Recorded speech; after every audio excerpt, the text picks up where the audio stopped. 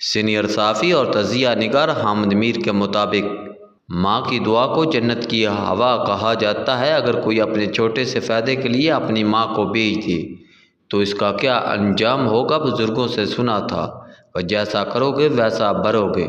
پھر انہی بزرگوں نے قوم کی ماں کو بیچ دیا اور پھر جو ہوا وہ سب کے سامنے ہے۔ پاکستان آج جن حالات سے دوچار ہے اس کی بہت سی سیاسی معاشی وجوہات ہیں، لیکن ایک بہت بڑی وجہ کا ذکر نہیں کیا جاتا جو دراصل ایک اخلاقی جرم تھا جس میں ایک نہیں بہت سے ادارے اور جماعتیں ملوث تھیں۔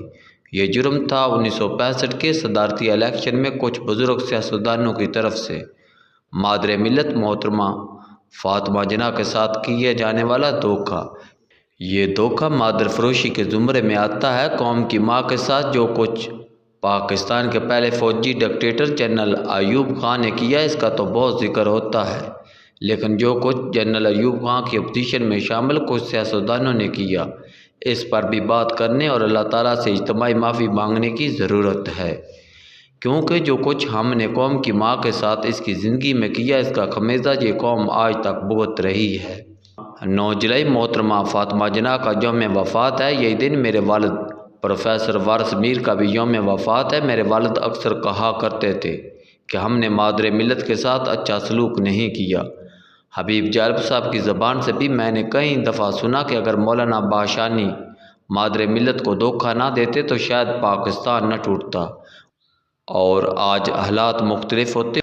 1997 میں مجھے ایک سابق IG حافظ صباح الدین جامی کی کتاب پولیس کرائم اینڈ پالیٹکس پڑھنے کا موقع ملا، جس میں انہوں نے محترمہ فاطمہ جناح کے خلاف صدارتی الیکشن میں کراچی پولیس کی کھلم کھلا مداخلت کا آنکھوں دیکھا حال لکھا تھا۔ وہ 1964 میں SP اسپیشل برانچ کراچی تھے اور روایداد خان کمشنر کراچی تھے۔ جامی صاحب نے اپنی کتاب میں لکھا کہ کس طرح ایک حکومتی وزیر عبدالغفار پاشا کھلم کھلا جنرل ایوب خان کے لیے ووٹ خریدتے پھرتے تھے۔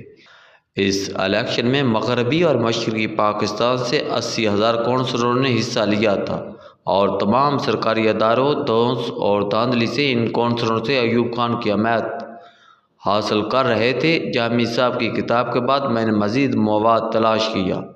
خان عبدالولی خان، نوابزادہ نصر اللہ خان اور غوث بخش بجنجو نے بہت سی معلومات دی اور سب سے زیادہ معلومات ثریا KH خورشید کے پاس تھی، جو کئی سال مادر ملت کے پرائیویٹ سیکرٹری رہی اور کراچی میں ان کے ساتھ رہتی رہی، لیکن وہ بہت محتاط گفتگو کرتی تھی۔ ان کی کتاب یادوں کی کہکشاں مادر ملت کے متعلق مواد کا ایک خزانہ ہے۔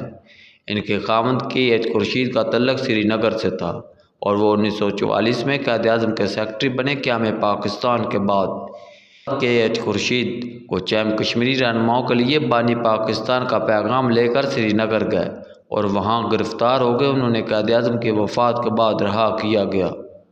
محترمہ فاطمہ جناح انہیں اپنے بیٹی کی طرح چاہتی تھی۔ انہوں نے KH خورشید کو اعلیٰ تعلیم کے لیے برطانیہ بھیجا۔ وہ برطانیہ سے واپس آئے تو مادر ملت کے ساتھ کراچی میں رہائش پذیر ہوئے۔ یہیں مادر ملت نے ان کی شادی کرائی۔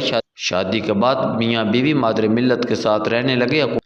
حکومت پاکستان نے نیوزی لینڈ سے تعلق رکھنے والے ایک مصنف سے بانی پاکستان پر کتاب لکھوائی۔ مادر ملت اس کتاب سے مطمئن نہ تھی۔ انہوں نے مائی برادر کے نام سے خود کتاب لکھ دی جسے حکومت پاکستان نے شائع نہ ہونے دیا۔ ثریا KH خورشید کی یادداشتوں سے پتہ چلتا ہے کہ مادر ملت اسکندر مرزا اور ایوب خان کو سخت ناپسند کرتی تھی اور ایسی تقریبات میں جانے سے گریز کرتی تھی جہاں ان کی طاقتور لوگوں کے آنے کا خدشہ ہوتا۔ 1964 میں جنرل ایوب خان نے صدارتی الیکشن کا اعلان کیا تو حکمران مسلم لیگ کئی دھڑوں میں تقسیم ہو چکی تھی۔ کنونشن مسلم لیگ فوجی ڈکٹیٹروں کی حمایت کر رہی تھی۔ کونسل مسلم لیگ کے رہنما ممتاز الطانہ، سردار شوکت آزاد، خواجہ صفدر اور چودھری ظہور الہی نے مادر ملت کی حمایت کا فیصلہ کیا۔ نیشنل عوامی پارٹی کے رہنما مولانا عبدالحمید باشانی، خان عبدالولی خان، عوامی مسلم لیگ کے شیخ مجیب الرحمان، جماعت اسلامی کے مولانا مودودی سمیت کئی جماعتوں نے مادر ملت کی حمایت کا اعلان کر دیا۔ مادر ملت صدارتی الیکشن لڑنے کے لیے تیار نہ تھی، لہذا مولانا باشانی ان کے پاس کراچی آئے اور ان سے الیکشن لڑنے کی درخواست کر دی۔ مولانا باشانی کو مادر ملت تحریک پاکستان کے زمانے سے جانتی تھی، لہٰذا انہوں نے الیکشن لڑنے پر آمادگی ظاہر کر دی۔ محترمہ فاطمہ جناح کی شخصیت و وفاق کی مضبوط علامت بن کر سامنے آئی۔ ملک کے مشرقی حصے میں باشانی اور شیخ مجیب ان کے پیچھے کھڑے تھے۔ مغربی حصے میں ولی خان اور غوث بخش بنجو سے لے کر خیر بخش مری اور مولانا مودودی ان کے پیچھے کھڑے تھے۔ کے ایچ خورشید مادر ملت کی الیکشن مہم کے انچارج اور دھمکیوں کی زد میں تھے۔ جنرل ایوب خان نے فیئر اینڈ فری الیکشن کی بجائے خفیہ اداروں اور پولیس کے ذریعے دھاندلی اور مارداڑ شروع کر دی۔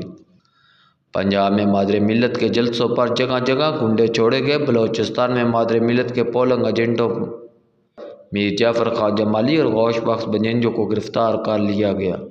کچھ مولویوں نے عورت کی حکومت کے خلاف فتویٰ دیا تو مفتی محمد شفیع نے مادر ملت کے حق میں فتویٰ دے دیا۔ مشرقی پاکستان میں شیخ مجیب الرحمن نے مادر ملت کے بڑے بڑے جلسے منعقد کرائے، جن سے جنرل ایوب خان لرز گیا۔ یہ وہ موقع تھا جب مولانا باشانی نے 40 لاکھ روپے کے عوض مادر ملت محترمہ فاطمہ جناح کا سودا کر لیا۔ انہوں نے ایوب خان سے پیسے لے کر مادر ملت کی انتخابی مہم کو اپنے زیر اثر علاقوں میں ٹھنڈا کر دیا اور 2 جنوری 1965 کو انہیں ووٹ بھی نہ ڈلوائے۔ نیب کی قیادت کو فوراً مولانا باشانی کی غداری کا پتہ چلا۔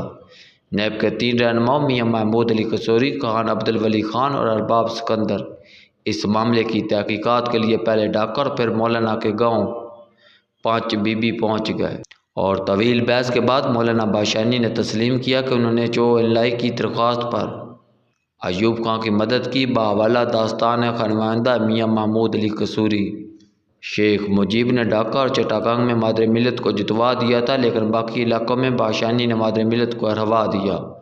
مادر ملت مشرقی پاکستان سے اکثریت حاصل کر لیتی اور الیکشن جیت جاتی تو شاید پاکستان نہ ٹوٹتا۔ ایوب خان نے الیکشن جیت کر پاکستان کو ہروا دیا۔ اس جرم میں پاکستان کی سول ملٹری بیوروکریسی کے سب سے بڑے سہولت کار مولانا باشانی تھے، جنہوں نے قوم کی ماں کو بیچ دیا۔ جو قوم اپنی ماں کو بیچتی وہ کبھی خیر نہیں پا سکتی، اس لیے ماضی کے سنگین جرم پر آج ہمیں مل کر اللہ تعالیٰ سے اجتماعی معافی مانگنے کی ضرورت ہے۔